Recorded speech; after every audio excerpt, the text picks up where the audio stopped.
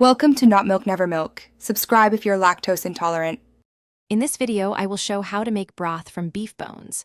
Start by collecting marrow and joint bones, roast them until golden, then transfer to a large stock pot or slow cooker.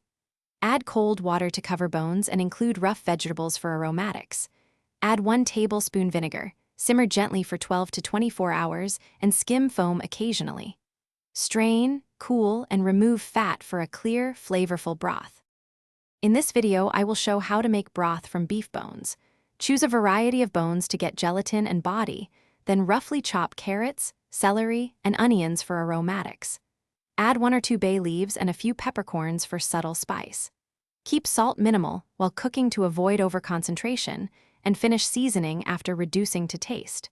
Cool thoroughly before storing in glass jars or freezing portions. In this video, I will show how to make broth from beef bones. For stovetop, keep water barely simmering and skim impurities for clarity. In a slow cooker, set low and let the bones release collagen slowly overnight. A pressure cooker delivers rich broth in a few hours if you need speed. Regardless of method, strain through a fine mesh or cheesecloth, cool, and refrigerate or freeze in labeled portions for easy use. Thanks for watching. If this was helpful, leave a like and consider subscribing. See you next time.